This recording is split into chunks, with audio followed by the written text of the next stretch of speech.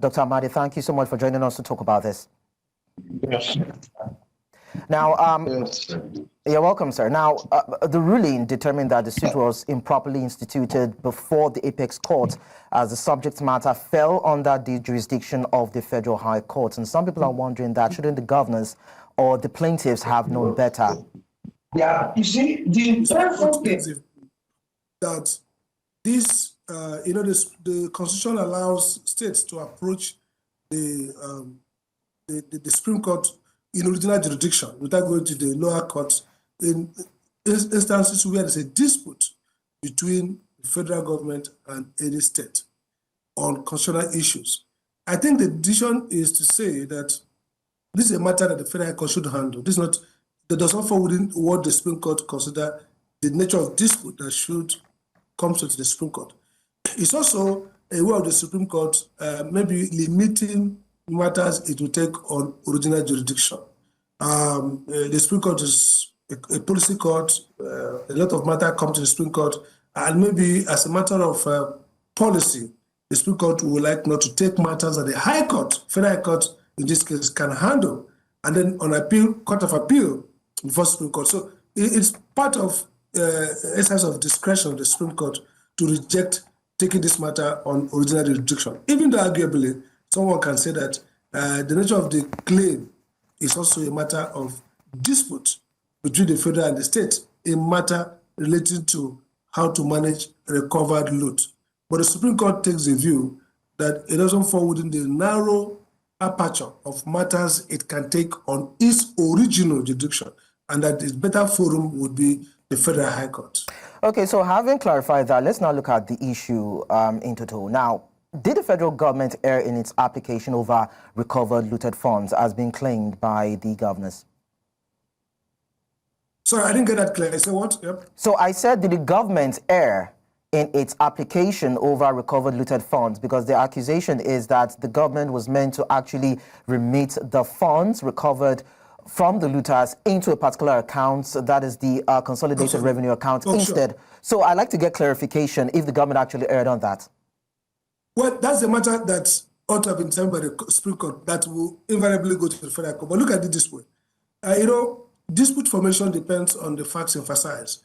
There are two accounts here. One is the Federation account, which receives all money that's meant to be shared for the three levels of government. So, for example, most of our oil receipts go to the Federation account.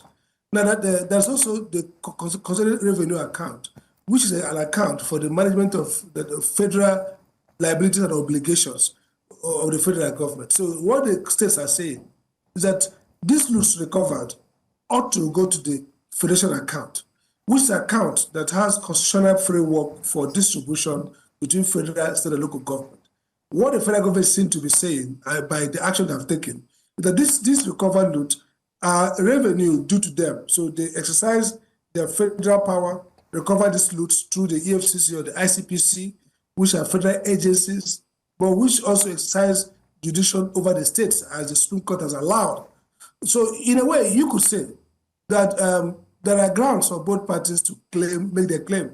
For the states, since some of these loots are also loots that belong to states, meaning that when the federal government recovers this loot, some of the money are stolen or taken away from accounts that do not only belong to the federal government.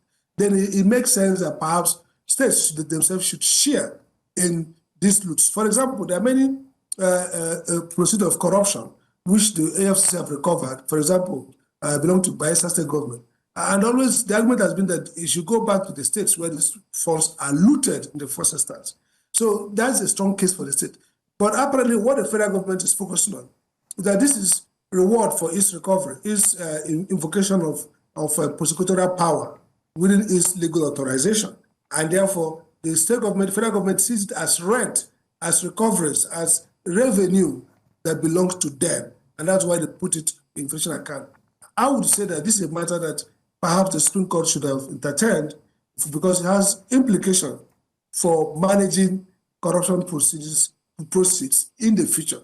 But at this point, it will have to be resolved by the court. My opinion, personal opinion, would be that maybe there are stronger arguments for the states to claim some level of entitlement, especially as some of these loots may originally have come from assets that belong to the states. So whether or not this is concluded by the Supreme Court, that would mean that the plaintiff's statement that the asset recovery regulation contradicts the provisions of the Constitution is actually valid. And maybe there's a need for a realignment of these laws to remove ambiguity. Absolutely. So if the court didn't say you can't adjudicate, they says go to the proper forum, which is the federal court in the view of the Supreme Court justice. So at this point, but what is clear is that there's an apparent contradiction between the Act itself and the Constitution in terms of how to manage this vote. So the main thing that can happen beyond the litigation is for the states to lobby the National Assembly to effect some constitutional reform. Again, that process is long and oftentimes within the control of the federal government. So if the federal government would like to keep this fund, because the federal government especially this government, is focused on tax, they want revenue, they want more money. So I see a fight. They will not allow an amendment to happen so easily. And considering that the National Assembly is more in the control of the federal government than of the states, there's an asymmetry of power. The result might be that the Act may not be amended as quickly. The best approach is a judicial adjudication, but that means they have to go quickly to the Federal High Court and hope that the federal government, if they lose, do not go to the Court of Appeal or go to the Supreme Court. Another way, as a lawyer, is that if they go to the Federal High Court, they could frame question for determination under the Constitution. There's a special provision for taking matters that have not been decided before up to the Supreme Court quickly, so they can frame it and raise that question for determination for the Court of Appeal to the Supreme Court without waiting to adjudicate fully the main suit at the Federal High Court. That will give them some speed in this matter. Okay. Thank you so much for the clarity, Dr. Sam Amadi, on this particular story. Appreciate that.